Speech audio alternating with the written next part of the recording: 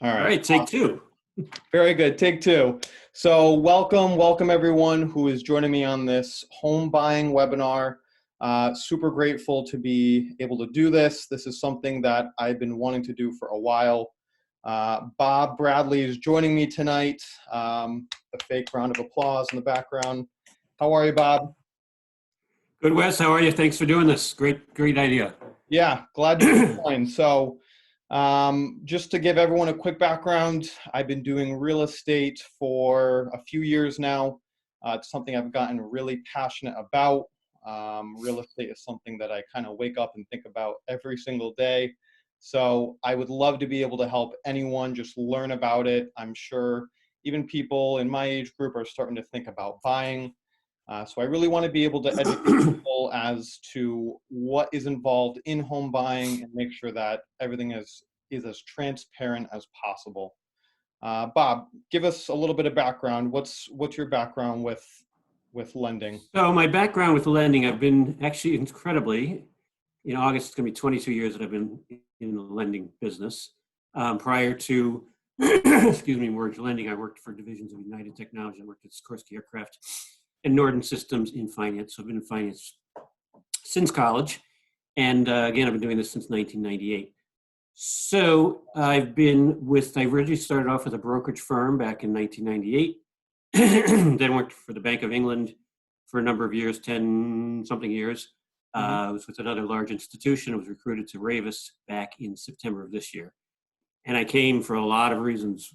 Many of those reasons revolve around the fact that Ravis is tremendously transparent, and I take a very educational approach excuse me, to mortgage lending, and show everybody how it actually works and what they can do, what their options are. Awesome. Awesome. Well, let's get right into it. I do have a small presentation. Before I officially get into it, I just want to let anyone know who is joining us live. You are more than welcome to comment with any questions as we go along here. We'll answer whatever we can. And if we have questions later on, or you're watching this later in a replay, you can always message us as well. All right, let's get into it.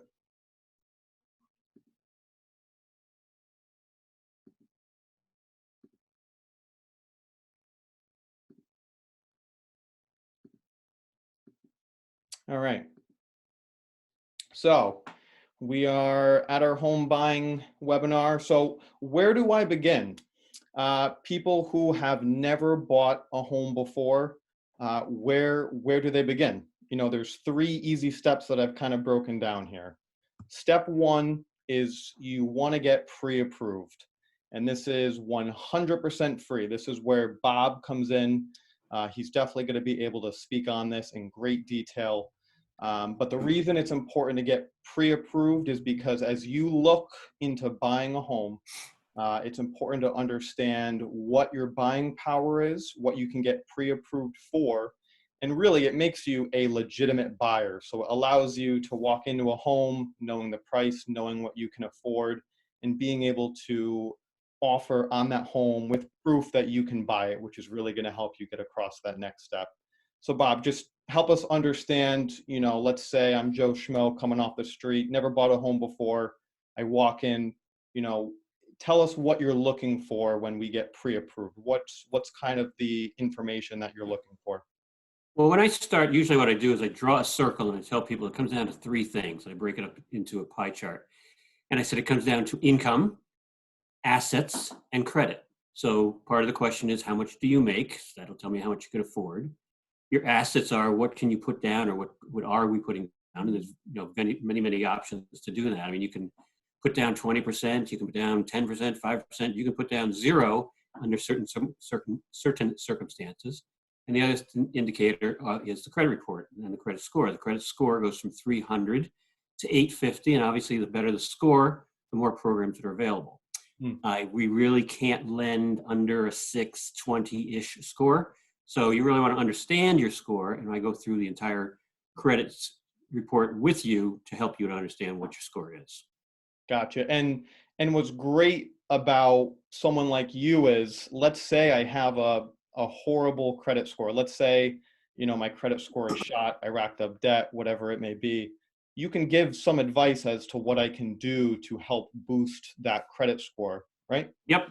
I'll go through and I'll tell you exactly what they're looking for. For instance, if you had a $10,000 credit limit, you have $9,000 charged to it. They don't like that. That's what we consider being maxed out on your credit report. So what the credit scoring system really likes, which is originally what's called Fair Isaac Company, FICO score, that's what that stands for, Fair Isaac Company. One of the first companies to develop a software to figure out what credit score would be, and a predictor to what your future credit score would be.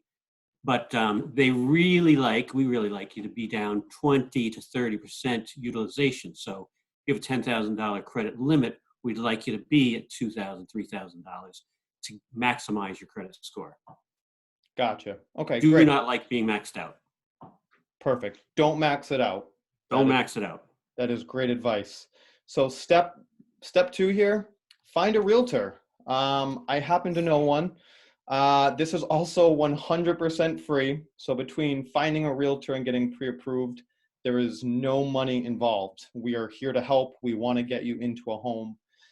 When it comes to finding a realtor, it's certainly important to find a realtor who is driven, motivated, has it as their main focus. What we're able to do as realtors is we can help you search everything on the market. We like Zillow, we like Trulia, we like Realtor.com, and they're flashy and they're nice looking, but a lot of the information can be skewed. The database that we use is sometimes where the information on Realtor and Zillow and stuff is prompted from.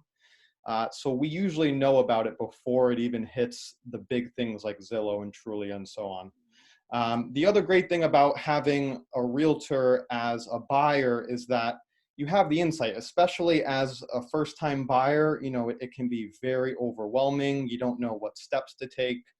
I can help buyers look for homes pretty much on any criteria possible. So whether it be size of the home, where it's located, the acreage, how many beds, how many baths. I mean, there's endless things I can put into criteria when searching for a home.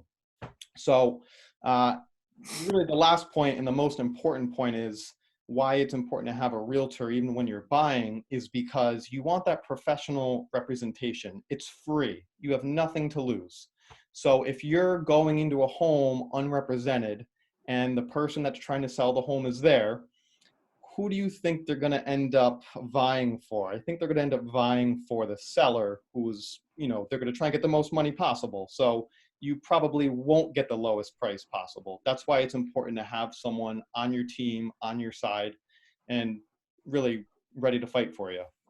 So step number 3, make an offer on a home you love.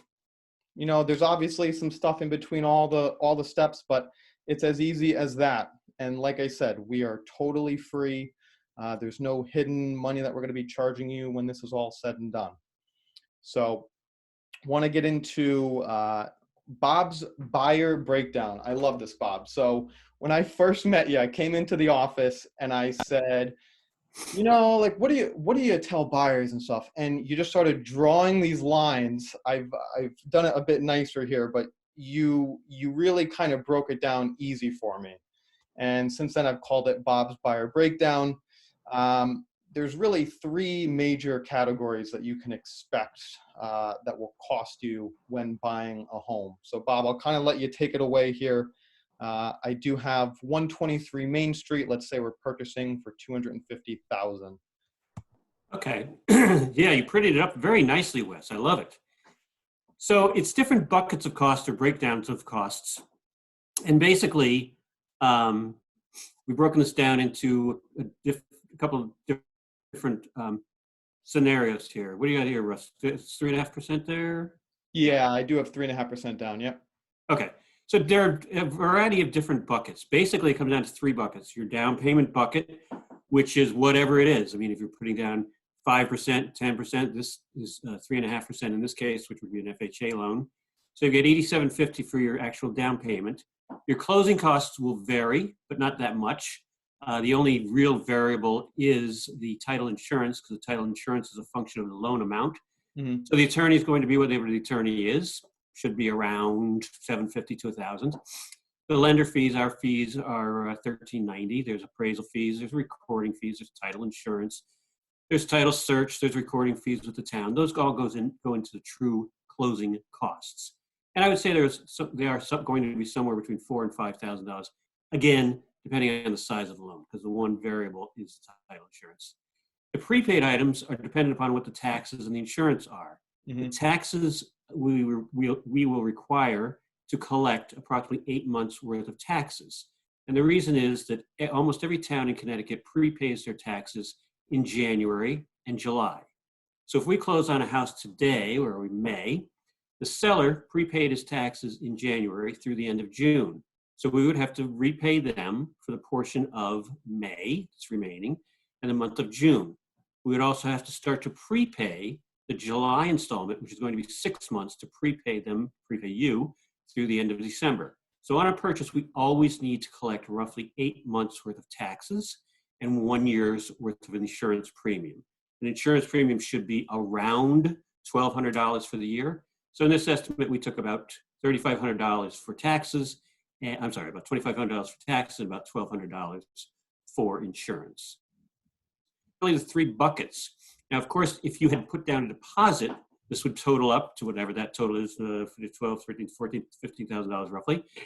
And we would take out the deposit. So if you had a $5,000 deposit from this, excuse me, Ali, that's minus $5,000, $16,950. Thank you. We take the $5,000 deposit out of this, so you need $11,950. You might also structure it, Wes might structure this with a seller concession, which is a credit from the seller. Glad you brought that up. Good one. Look at that. What is a seller's credit? What is a seller's credit? But a seller's credit could be just that. I mean, you could negotiate this deal that it's a $250,000 purchase, but they're going to provide a $5,000 credit towards your closing costs, which, or in this case, $3,500, yep. which would offset your closing costs and prepaids by the seller's credit, or in this case, $3,500. It's a great strategy to minimize your out-of-pocket expense. Okay, so really, it's to simplify, it's like building in your closing costs to your overall price. So if you had agreed at $250,000, but you wanted, some concession towards your closing cost, you could say, hey, I'll give you $253,500, and there's where your $3,500 is. Correct. Awesome. A perfect strategy, because what you're doing is essentially you're financing it in. But if you figure that every $1,000 you finance costs you about $4.50, financing in $3,000, $4,000, $5,000 is only costing you $15 or $20 in your payment, and it's less money out of your pocket. Right. That's awesome stuff. Really, really great, and it's important to know that as a potential trick up the sleeve as you're closing if you don't have as much money in your own pocket. So I think that's great. It's all about, when you do a purchase, Wes, you know this, and it's all about the structure of the loan, the structure of the product, and, helping people to maximize and optimize their situation. Right. Awesome. So the next slide here, I just want to clarify, this is a really important term. If you ever are talking real estate with me, you'll probably hear me talk about this term. It's called PITI. Stands for Principal, Interest, Taxes, and Insurance. And this is something that is described is used to describe a total monthly mortgage payment. Lenders will use PITI when determining if a buyer's loan application can qualify. So I think this is really important to understand when you're going into a home purchase. It's not just, what is my mortgage going to be? It's really this total package, which we call PITI, is what your total monthly payments are. Is this something that you directly look at as you're getting a loan applied for? Yes, actually, this is what's used in the calculation of your debt-to-income ratio. So debt-to-income ratio is simply the measure of how much you make versus how much you spend. Mm-hmm. So in a case of, for instance, if somebody just make the example easy, if somebody makes $10,000 a month, $120,000 a year, $10,000 a month, so the maximum debt-to-income ratio, there's basically two components of the debt-to-income ratio, what we call the front end, which is the housing ratio, and the back end, which is the housing plus everything else, which includes car loans, student loans, credit cards, whatever other debt that's reflected on the credit report. Does not include things like your heat, lights, power, dinners, et cetera, et cetera, et cetera. So it's measurement of things that are on your credit. So your PITI, your pity payment, on the front end, can be, or on the back end, can be as high as 45%. So if we're making $10,000 a month, you could have total expenses of, say, $4,500 a month. Of that, let's say your housing ratio was $2,500 a month. That means that everything else could maximize at $2,000 a month. Car loans, student loans, credit card debt, et cetera, et cetera, et cetera. So yes, this is extraordinarily important when we're qualifying a loan. This goes back to my, the circle where I draw the income, the assets, the credit, and I say that your measurement of your income will show you what the maximum loan amount is. Awesome. And sometimes we work it backwards. Sometimes we know what the budget is. If somebody says, well, I don't really want to spend more than $2,000 a month. Okay, well then let's work it backwards. Out of $2,000 a month, what are the taxes? Taxes are, say, $400. What's the insurance? The insurance is $100. What am I left with? $1,500. What's $1,500 equate to in terms of a loan amount? Well, Right. $1,500 divided by roughly $5 per thousand, it's less actually, would equate to roughly a $320,000, $330,000 mortgage. So now you can see what your buying power is as a result of that, knowing what your numbers are. Yeah, and this is something that I actually look at as I'm bringing buyers to a home. If we're walking through a home, I'm actually plugging these exact numbers in. So when we're leaving that home, they have some sort of general idea as to what they could expect to have as a monthly payment based on their down payment. So things that we can plug in very easily, and it's super important, super helpful to understand and help you just structure your finances as you're getting into that home purchase. And Wes, you have that great mortgage app that we share with clients. I do. So they can, it's easy for them, for when people go home, they can sit with you or me, or when they go home, they can use that mortgage app. There you go. They can use, whoops, well, there it is. They can use that mortgage app to determine, kind of what their buying power is based on what the taxes and the insurance and the purchase price is. Yeah, I should not forget to mention that anyone can download this app. I use the same app that anyone else can download, and they can go into any home or even look online. As long as they know the taxes and their rough interest rate that they might get, it really helps you understand what you might be paying a month on that home. So really, really beneficial. I love this term here. I want to get into renting versus owning because, renting seems to be more popular than really ever before.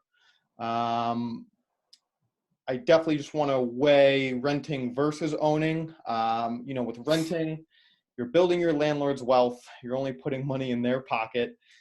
Your monthly payment is likely to increase. If you live there for 10 years, there's probably going to be a rent increase at some point, and you really don't have much say unless you want to leave. And you might be limited as to what you can customize. Certain landlords are very strict with what you're allowed to do to the home in terms of painting or furniture, whatever it may be. And you will likely pay rent fees, late fees are involved, security deposits.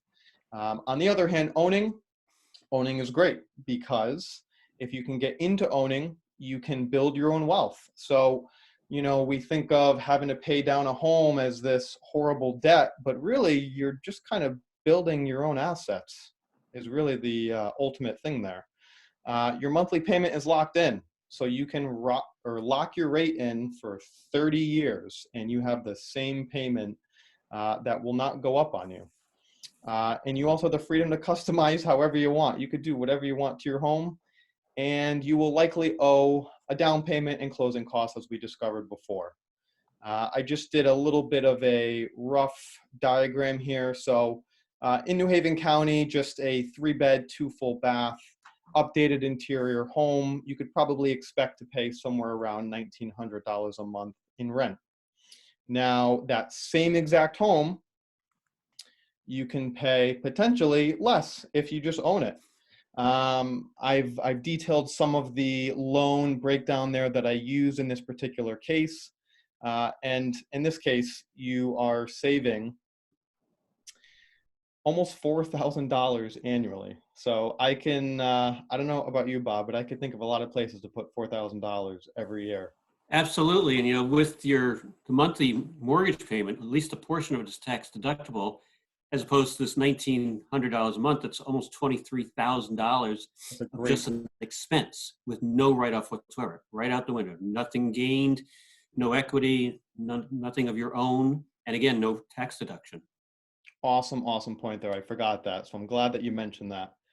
I then want to get into where rates are right now. If you have spoken to me anytime in the past 6 months, you've probably heard me mention how good the rates are. Really historically low. I mean, Bob, what are some of the rates that you're currently seeing?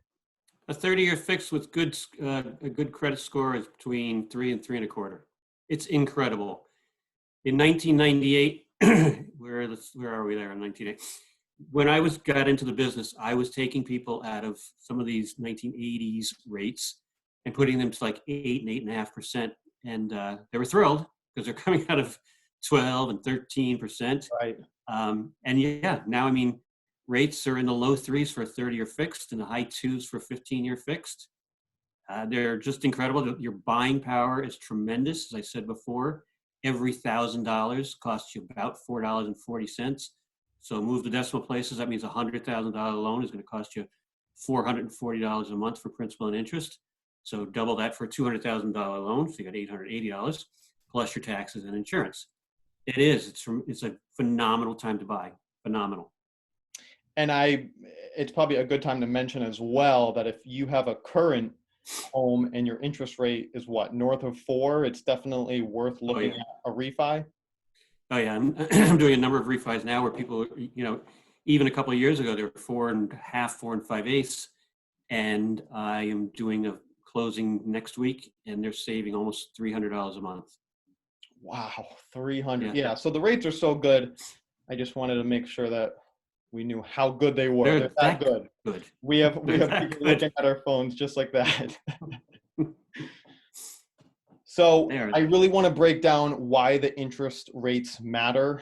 I have 3 borrowers. They're all buying the same home, same price. All the numbers are the same for each home, but they all got different interest rates.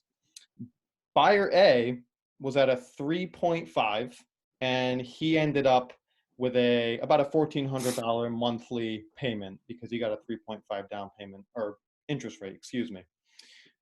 Borrower B, they got a 4.0, and you can already see the difference. They're paying a little bit more here. They're at $1,455 a month. And then you have borrower C. You have a 4.5 interest rate.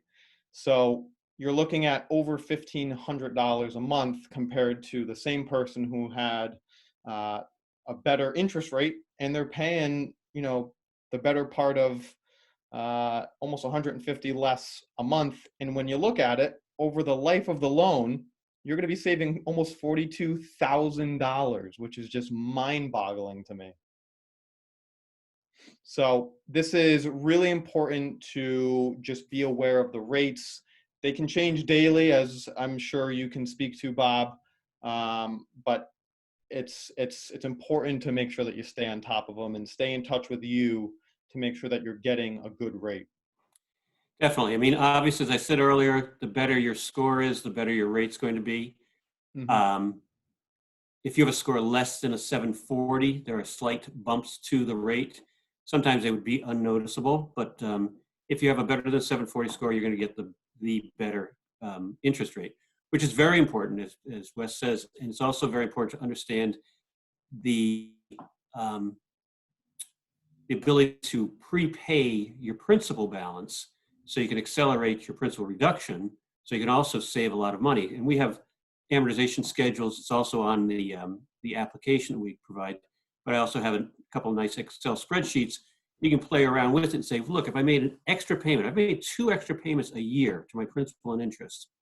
The impact to that would be knocking off approximately 8 years from your mortgage, so turning a 30-year mortgage into 22 years, saving a tremendous amount, depending on what the loan amount is, of course. But you're saving thousands of dollars. And now just a quick question to pivot.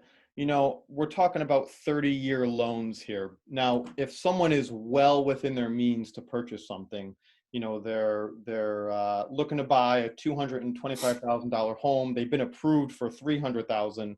Is it worth looking at maybe a 20-year loan? I mean, what are the benefits for maybe looking at a smaller term loan? Definitely. I mean, we can customize the loan term to whatever people want. Generally speaking, you have 10, 15, 20, 25, and 30 year. I would say it's most common to take a 30-year fixed.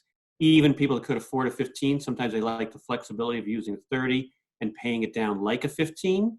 Or they can take a 15-year. The rate on a 15-year will be a little bit less, but the amortization period is shorter, so that $4.40 roughly per thousand on a 30-year fixed is roughly $6.40 on a 15-year fix. So let's just use an example of $100,000. $100,000 would be $440 in principal and interest on a 30-year, roughly $640 on a 15-year, just because the amortization period is squished down a bit. Right. But they could potentially see a slightly lower interest rate, the fact that they're looking to pay it off Correct. sooner. Okay, Correct. awesome. Yep. So what is going on with the market? Beyond just talking about mortgages, I certainly want to touch base for people who are trying to touch base and just see what's going on with the market. I grew up and I live in Wallingford, Connecticut. I love to travel for people who know me. So I really work Hartford, south all along Route 15, 91, and I do some shoreline stuff as well. But I specifically used Wallingford. I think it's a great market. I love my town to death. And I just want to go over some of the numbers as to what we can see. So I'm comparing this year versus last year. Last year was a very healthy year with the market, very, very busy spring. And this year, we're down in terms of inventory. We're down almost 50%. Now, that is probably due to things such as COVID. But this is great for people who own if they are looking or thinking of selling, because there's so much less competition. I mean, there probably hasn't been a spring this low inventory in quite some time. So it's certainly a great time to think about putting your home on the market as well. Competition really is not out there at the moment. Days on the market is down. So this is great news, actually. Great news for both sellers and buyers. Just looking at these two alone, this tells me that inventory is down, but competition is down, and days on the market is down. So that means a home will sell quicker right now than it did last year. And it's down tremendously. So that tells me that there are still buyers that are out there actively and aggressively searching for homes. And this really proves it here. Months of supply. So this is also a really important number that I look at sometimes. This is, the way this works is whatever homes are currently on the market, if they froze the market for anything else coming on and they said, we're just going to sell the rest of what's on the market at the rate of which it's leaving the market, it would take about 2.24 months. And that is also a great number for sellers in this case. It's suggesting that, once again, things are flying off the market. It's a great time for buyers with the low interest rates. And overall, I think it's a really healthy market, Bob. It's unfortunate with what's going on with COVID, but real estate is really pioneering in a way that I think is surprising a lot of people so far. It is. I mean, the market's been rather volatile. There's been a lot of bouncing around of mortgage rates. The Dow was down a few weeks ago, which dropped the mortgage rate or increased the mortgage rates. It was in a frenzy. It went back up, and it went down, and the bond market was back up, and there was a frenzy for refinances. But it's been rather healthy, and some of these indicators are tremendous in terms of the fact that you do see a lot of inventory now, which is rather low, but things that are worth buying are going. You see that, Wes, all the time. I mean, yeah, I've had people say, well, I'd like to have my friends or my parents or somebody come and take a look at it. It's like, there's been a lot of cases where if it meets your needs and it's, nice and neat and tidy and pulled together and structurally sound, it's going in a heartbeat. Yeah. So there's just a lot of energy in the market right now. I agree 100%. And just my last data point there is the fact that home prices haven't really fluctuated too much, at least as of right now, from this year's March to last year's March. There's been no decrease in home value so far. And as Bob, as you said, if something comes on the market and it's in good shape or has good bones and it's priced accordingly, I mean, I've seen things where I have a buyer that calls me, says, "Hey, I just saw this email come in. I really want to go see this tomorrow." And I'll call the agent and he's like, I need your offer tonight. I have two offers already on the table. So it's super aggressive right now. It's just, once again, another great point as to why it's important to have a realtor who can make sure that you're on top of everything as quickly as possible here, because minutes matter. I then just want to touch base. We had Kate. She could not join us tonight. I wish she could have. Kate does our insurance for William Ravis out of the old Saybrook office. She is fantastic. She's one of the most outgoing people I've ever seen. She can talk the ins and outs of insurance. We were just talking with her today in regards to how much the insurance policies are changing, even on an annual basis. She is super witty. She's able to look at someone's insurance and say, you know what, we can adjust this a little bit. And I've heard stories of her saving people thousands a year, thousands. Thousands. And I know that you obviously work with her, Bob. She's part of a deal, of course, because during the closing time, when you're getting ready to purchase the home, you're under contract. You can't close until you have insurance. So she's definitely someone that's important to you, right? I do. I refer everything over to Kate. She looks at everything of mine. She's extraordinarily helpful, and she takes a real comprehensive approach to things. She even said today in one of our meetings, she says, "Listen, I'm not a good salesperson. I don't believe in being a salesperson and pushing people for a product they don't need." She looks at everything and she says, if XYZ company has a better product for your needs, then you should go with them. But she's also talking about flood today, and the difference between flood and sump pumps, and just a total educational approach to what kind of coverage you need, what kind of deductibles you might need. It doesn't make sense to take something with $100 deductible. You're never going to put a claim in for $100. Right. But structuring, your actual package is the same thing that, Wes and I talk about in my end of it, doing the mortgage financing, is figuring out what's the most comprehensive approach and makes the most sense for you. And Kate is terrific. Yeah. She also does stand-up comedy, which helps her be extra witty. And it really keeps the office fun, because you never know what she's going to say, and it always keeps you on your toes. So shout out to Kate. Sorry you couldn't have joined us tonight, but wanted to make sure that we gave you a big shout out. And really, I just want to say thanks for watching. For all of you who came in, all who are still watching at this point, if you're replaying this, means a lot to me that you shouted me out and gave me a look. Bob as well. Bob, I can't thank you enough for joining. If you guys have any questions whatsoever about anything related to real estate, we would be more than happy to help. We're here to make sure that any home buying or selling goes as smoothly as possible, and we just want to make sure that your goals and dreams can come true. So take it away, Bob. Anything? Yeah, we have one question here, and put them in there in the Q&A. Yeah. The question is, if interest rates were to continue to decline over the long term. Hang on one second. I'm also getting a phone call. Sorry.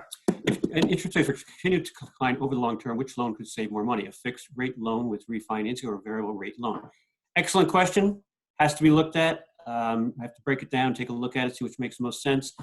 Generally speaking, in this period of time, variable rates, what we call ARMs, adjustable rate mortgages, are not priced as well as a 30-year fixed, or they cost points to buy them down to make them make sense. It used to be 15 years ago, before we had this yield curve inversion and mortgage rates were a little bit different.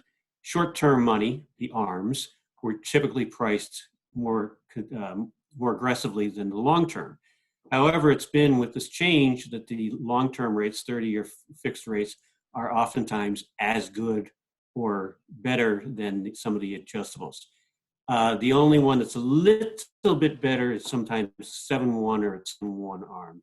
7 years means 7-1 means fixed for 7, 10-1 means it's fixed for 10, and the 1 means it adjusts every year thereafter. But it really has to kind of be analyzed, and I would break the whole thing down and show you which way made the most sense. Sometimes people look at it and say, all right, we'll probably have this for, statistically speaking, people hold a mortgage for about 7 years. So if you looked at it and broke it down and said, okay, well, let's try to predict the future. Mm-hmm. I would tend to lean towards saying that a 30-year fix probably makes the most sense right now. And I would agree, even though you definitely know more than me. I just feel like rates are so low. It's like, how much lower can they really go? They are so low. I mean, years ago, I did a refinance of my own property and for a 30-year fixed at 3%. And I said, I will never see rates again this low. And now they're that low again. So there's always a chance. I have someone else asking, how much does it cost to do a refi now? It's a great question, Bob. Yeah, refi, for the true closing costs, again, you have to roll the closing costs in. There's a lot of salesmanship in that. Sometimes people say, well, we have no closing costs. Well, guess what? It's in there somewhere.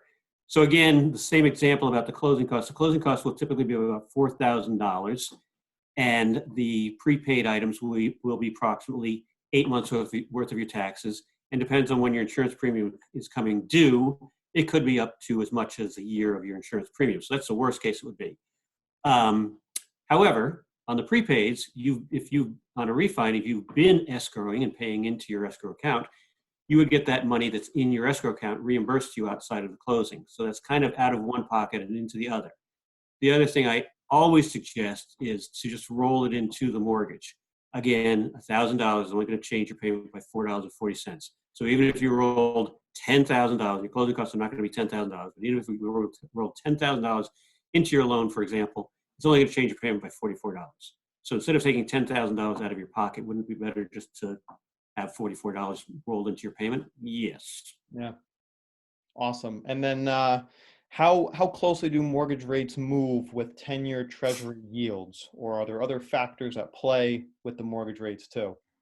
The 10-year treasury is definitely the indicator that we kind of look at to watch it, but it's also affected by the stock market and the bond market and really consumer confidence, what's going on in the world. COVID definitely, who would have thought that COVID would have an effect on rates, but it definitely did have a ripple effect. The one thing that does not have a dollar for dollar impact to the rates is when people say, oh, I saw the Fed is dropping the rate.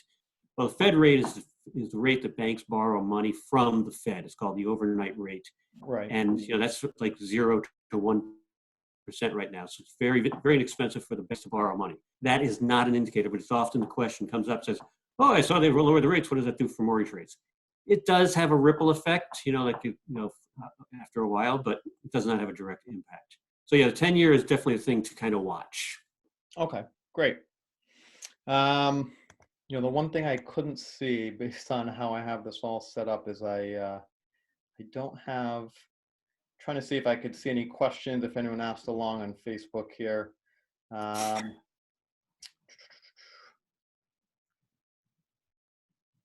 I got to be honest, for someone who's pretty techy, I don't even know where on Facebook this is right now. I know it's live streaming, so I apologize if I did not get to your questions on Facebook. I will definitely answer them afterwards, and I will definitely pass them along to Bob or Kate if they are in a position to better answer them as well. Bob, anything else you want to add? I think that Wes is a tremendous agent, cares, listens. I think that's very important. You want to work with somebody that does listen. You're looking for a cul-de-sac neighborhood versus an antique versus a bungalow down by the beach, whatever. I mean, you need an agent that really listens and really understands the whole market, and then works with somebody. Wes and I work together as a team to make sure that we all get to the goal line. you got to make sure that we're all working towards the same goal and we're all listening to your needs and wants and taking an educational approach to help people go through this and, just understanding the whole market in terms of, some people don't want to buy a house for the sake of buying a house, but, you want to look at long-term marketability as well. This house might suit your needs for a number of years, and then it's time to move it on. You want to be able to make sure that it's something. But yeah, no, I think this is a great venue for this, Wes. I thank you for inviting me, and Oh, it we did a was lot of business together, and the look forward to pleasure a was lot more. mine, Bob. I certainly enjoy doing this. I love helping people however I can. Real estate seems to be my calling, and I'm glad I have someone like you to work with, and even ask questions when I don't know something. I definitely don't know everything, so when that happens, I just ask the people who do know, and we learn together. So appreciate you joining, Bob. Hopefully we can do this again sometime soon. I would love to do another one. And Absolutely. shout out to everyone who came out and just joined us tonight. I really appreciate it. Hope everyone is doing okay and fine and healthy and safe. Hopefully we'll be able to enjoy warmer weather soon outside and together in the near future. Thanks, Bob.